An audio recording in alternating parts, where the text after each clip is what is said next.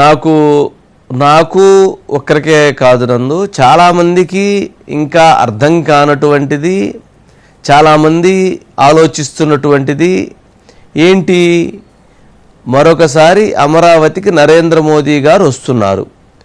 2016 టైంలో నరేంద్ర మోదీ గారు వచ్చి శంకుస్థాపన చేశారు, భూమి పూజ చేశారు. మరి అప్పుడు చెంబుడు మట్టి చెంబుడు నీళ్లు ఇచ్చారు.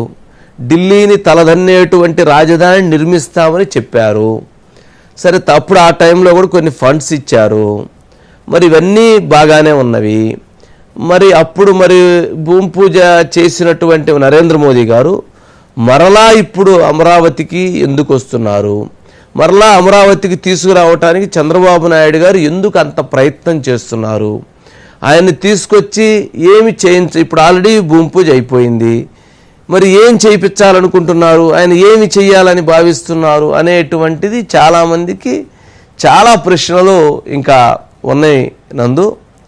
ప్రజా రాజధాని అమరావతి, ఇది వాళ్ళు ఫైనల్గా ఒక కంక్లూజన్ ఇవ్వాలి అని అనుకుంటున్నారు అనేది ఒక అంశం.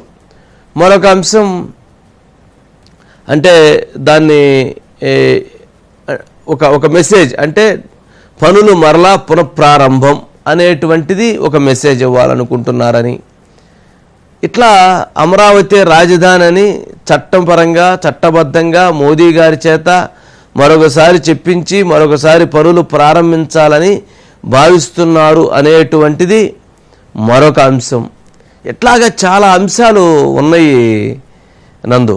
కానీ మనకి అర్థమవుతున్నటువంటిది, మనకి తెలుస్తున్నటువంటిది, మనకి అంతర్గతంగా వస్తున్నటువంటి సమాచారము కీలకమైనటువంటిది ఏంటి అంటే 2015 నరేంద్ర మోదీ గారు వచ్చిన తర్వాత దాదాపు 26 ఇన్స్టిట్యూషన్స్, కేంద్ర ప్రభుత్వానికి చెందినటువంటి ఇన్స్టిట్యూషన్స్ 26.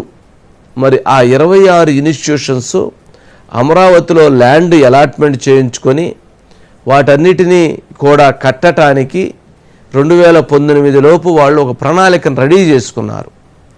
అయితే 2000 వాళ్ళకి అలాట్మెంట్ అయ్యి వాళ్ళకి ల్యాండ్ అయ్యి ఇవన్నీ కూడా కట్టాలని వాళ్ళు బడ్జెట్లు శాంక్షన్ చేసుకొని అంతా ఒక ప్రణాళిక రూపొందించుకునే టయానికి జగన్మోహన్ రెడ్డి గారు రావటం, వాళ్ళందరినీ మీ అన్నీ కూడా క్యాన్సిల్ చేస్తున్నాం, మీరు అందరూ రద్దు చేసుకోండి అని చెప్పటం, లేక వాళ్ళని పరోక్షంగా బెదిరించటం, లేక ఇక్కడ రాజధాని కాదు అలాంటప్పుడు మీరు ఇక్కడ ఎందుకు కట్టడం అని చెప్పని ఆయన వాటిని ఆపివేయటంతో ఆ ఇన్స్టిట్యూషన్స్ అన్నీ కూడా ఆగిపోయినాయి. ఇక్కడ లేవు, వాళ్ళు వెనక్కి వెళ్ళిపోయారు. ఇప్పుడు మరలా ప్రభుత్వం వచ్చి 10 నెలలు అయినప్పటికీ కూడా ఆ సెంట్రల్ గవర్నమెంట్ చెందినటువంటి ఇన్స్టిట్యూషన్స్ ఇంకా రాలేదు. వాళ్ళు ఆ 26 ఇన్స్టిట్యూషన్స్ ఇంకా మేము నిర్మాణం చేస్తాము, మాకు ఇక్కడ ఆఫీస్ కార్యాలయాలు కావాలి, మేము ఇక్కడ ఆఫీసులు పెడతాము అని చెప్పని వాళ్ళు రాలేదు.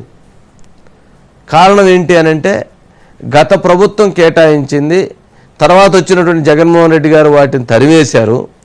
మరలా ఇప్పుడు ఏంటి అనేటువంటి ఒక స్టాండ్, ఒక భవిష్యత్తు కార్యాచరణ వాళ్ళకి ఇంకా పూర్తిగా అర్థం కాక, లేక వాళ్ళు సరే చూద్దాము అనేటువంటి ఉద్దేశంతో, లేక వేగవంతంగా ఎందుకు అంతా డెవలప్ అయిన తర్వాత వద్దాము అనేటువంటి ఆలోచనతో వాళ్ళు కొంత నిదానంగా వాళ్ళ వైఖరితో ఉన్నారనేటువంటిది భావించినటువంటి ప్రభుత్వం అది చంద్రబాబు నాయుడు గారు.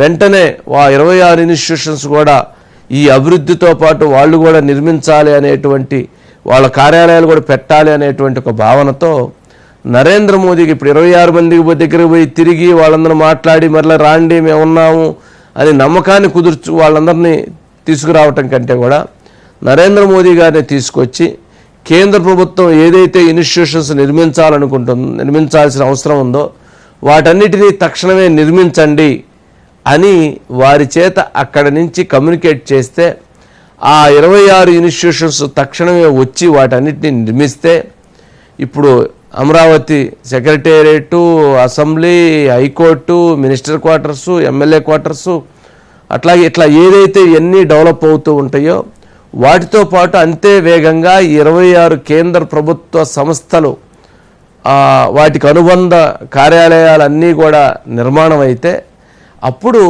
అది త్వరితగతిన జరుగుతుందన్నటువంటి ఉద్దేశంతో టైం బాండ్ పెట్టి వాటిని కంప్లీట్ చేయించాలి, ఒక టైం లైన్తో కంప్లీట్ చేయించాలి అనేటువంటి ఒక సంకల్పంతో, ఒక ఆలోచనతో వీటన్నిటికీ ఒక ప్రణాళిక రూపొందించుకొని నరేంద్ర మోదీ గారిని తీసుకువచ్చి వారి ద్వారా ఒక మెసేజ్ ఇప్పించి అమరావతి రాజధాని అని చెప్పించడంతో పాటు కేంద్ర ప్రభుత్వ సంస్థలని ఇమీడియట్లీగా పనులు ప్రారంభించి ఒక 1 year or 2 years టైం బాండ్లో కంప్లీట్ చేసే విధంగా ఒక కార్యాచరణతో కూడినటువంటి ఒక ఆలోచనని చంద్రబాబు నాయుడు గారు చేశారు. అందులో భాగమే ఇదంతా అనేటువంటిది కూడా ఒక కీలకమైనటువంటి ఒక అధికారి, ప్రభుత్వంలో ఉన్నటువంటి వ్యక్తి ఈ అంశాన్ని కూడా తెలియజేయటం జరిగింది నందు.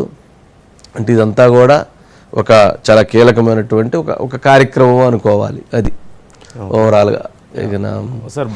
నెక్స్ట్ నందు, నెక్స్ట్ ఒకసారి ప్లే చేయండి. ఒక వ్యక్తి మీద నమ్మకం పెట్టుకొని 29,000 మంది రైతులు 34,000 ఎకరాలు భూమి రాజధానికి ఇచ్చారు. మేము కూడా అభివృద్ధిలో భాగస్వాములు అవుతామని ఫార్మర్స్ ముందుకొచ్చారు. అది ఒక టర్నింగ్ పాయింట్. రేపు 2వ తారీఖున ప్రధానమంత్రి గారు అమరావతి పునఃప్రారంభం, ఈ కార్యక్రమం అదిరిపోయే విధంగా మీరందరూ కూడా రావాలని మీకు కూడా స్వాగతం పలుకుతున్నా.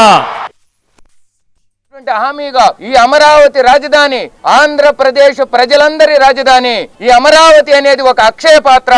ఆ అక్షయ పాత్ర ద్వారా ఈ యావత్ ఆంధ్రప్రదేశాన్ని అభివృద్ధి చేసుకోవడానికి భగవంతుడి దయ వలన ఈ యొక్క నరేంద్ర మోడీ గారు తిరిగి ప్రధానమంత్రిగా అవటం వలన వారి చేతుల మీదుగా ఈ కార్యక్రమాన్ని ప్రారంభించేటువంటి శుభ సందర్భాన ఏ విధంగా అయితే ఆ రోజు త్యాగం చేసి ఈ భూములను అందరినీ సమకూర్చారో, అప్పుడు మీ త్యాగ నిరతితో ఈ రాష్ట్ర ప్రజలకు రాజధాని ఏర్పరచడానికి దోహదం చేశారో, అదే విధంగా ఈ అభివృద్ధిలో కూడా